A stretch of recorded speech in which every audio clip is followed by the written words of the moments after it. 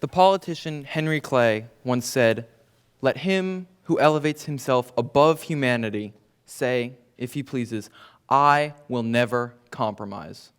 But let no one who is not above the frailties of our common nature disdain compromise." Throughout the course of United States history, there have been many disagreements, but I would like to focus on the Great Compromise of 1787, which came after the American Revolution. America had finally gained freedom and become the only republic of the time, and the issue was one of representation. How would different states be represented? And the conflicting sides were the small states and the large states.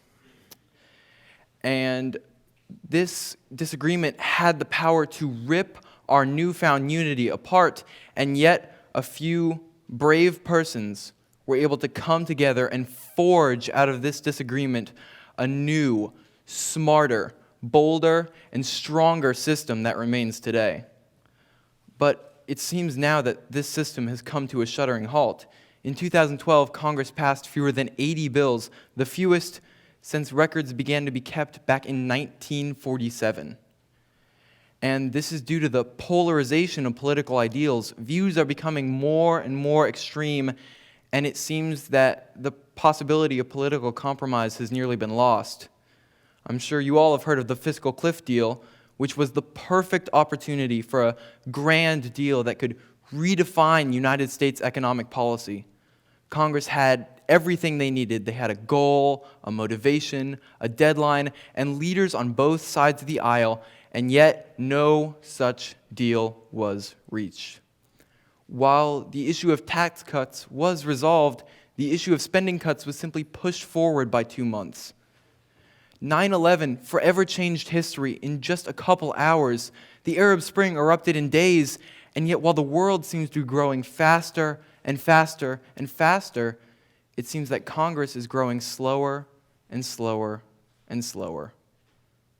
This issue is especially applicable to our generation, as we're the first generation to grow up in this new, fast, digital information age. And many of these problems of today are being left as a legacy to us.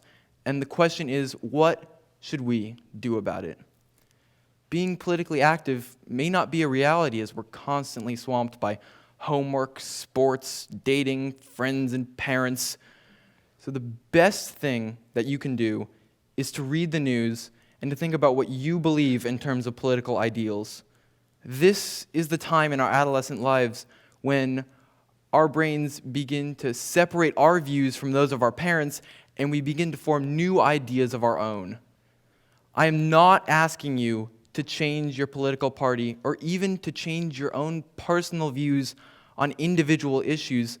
I'm simply declaring that the best mind for an active citizen is an open mind, and the ideal politician is one who both advocates for issues that matter to you and can work with ideas from opposing parties.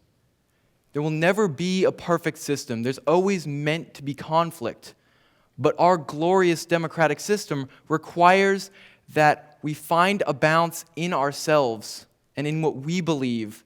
And then through voting and political activism, we can transfer this balance into the houses of power, and we can begin rebuilding this great nation together. Thank you.